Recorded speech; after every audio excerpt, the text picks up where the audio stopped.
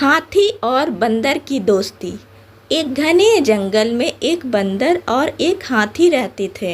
हाथी बड़ा शक्तिशाली था। वो बड़े बड़े पेड़ों को एक ही झटके में उखाड़ देता था। बंदर काफ़ी दुबला पतला था, लेकिन वो बड़ा ही फुर्तीला और तेज था।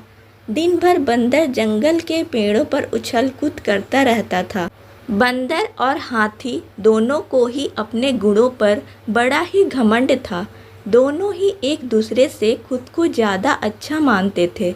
इस वजह से दोनों में हमेशा बहस होती रहती थी।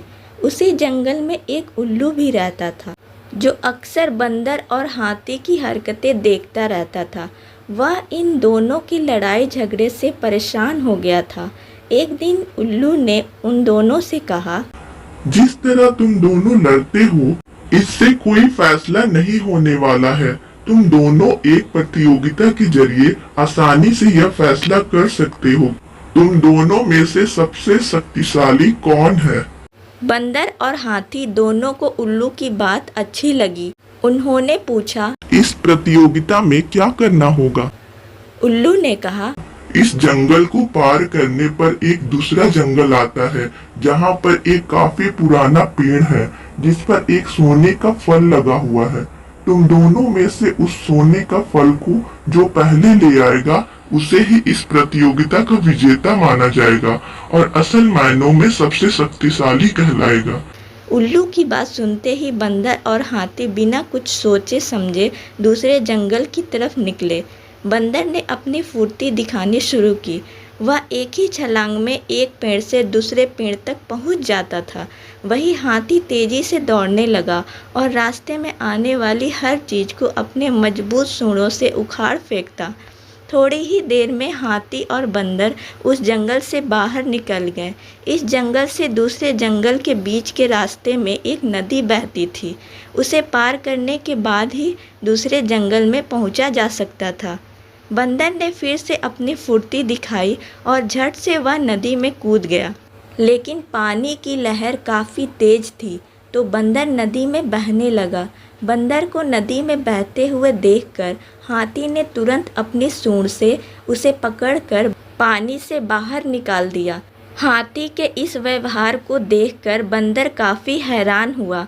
उसने विनम्र होकर हाथी को अपनी जान बचाने के लिए धन्यवाद कहा और अपनी हार मानते हुए हाथी को ही आगे का सफ़र तय करने के लिए कहा।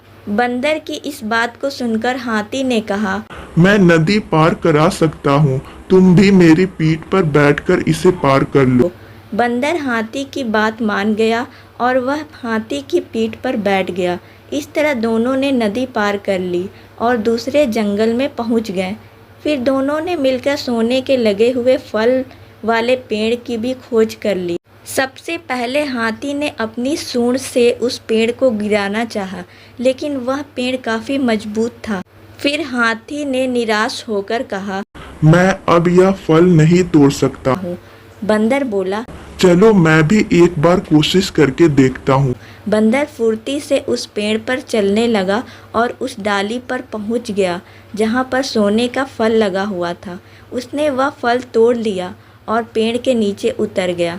इसके बाद दोनों वापस नदी पार करके अपने जंगल लौट आए और उल्लू को वह सोने का फल दे दिया।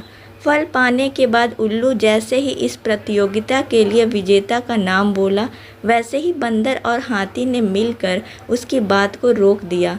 दोनों ने एक साथ कहा, उल्लू दादा, अब हमें विजेता का नाम जानने की जरूरत नहीं है। इस प्रतियोगिता को हम दोनों ने मिलकर पूरा किया है। हमें यह समझ में आ गया है कि हर किसी का गुण अपने आप में अलग और खास होता है। हमने यह भी फैसला किया है कि आगे से हम कभी भी इस बात पर बहस नहीं करेंगे और दोस्त की तरह इस जंगल में रहेंगे। उल्लू को बंदर और हाथी की बात सुनकर काफ़ी खुशी हुई। उसने दोनों से कहा, मैं तुम्हें यही समझाना चाहता था कि सभी एक दूसरे से अलग होते हैं। अलग अलग गुण और शक्तियाँ ही हमें एक दूसरे की मदद करने के काबिल बनाती है। साथ ही हर किसी को अपनी कमजोरियाँ भी होती है, इसलिए एक दूसरे के साथ मिलकर रहना ही सबसे अच्छा होता है। उसी दिन से हाथी और बंदर दोनों दोस्त हो गए और वह जंगल में खुशी खुशी रहने लगे। इस कहानी से हमें यही सीख मिलती है कि हमें एक दूसरों के गुणों और शक्तियों का सम्मान करना चाहिए और आपस में मिलजुल कर रहना चाहिए।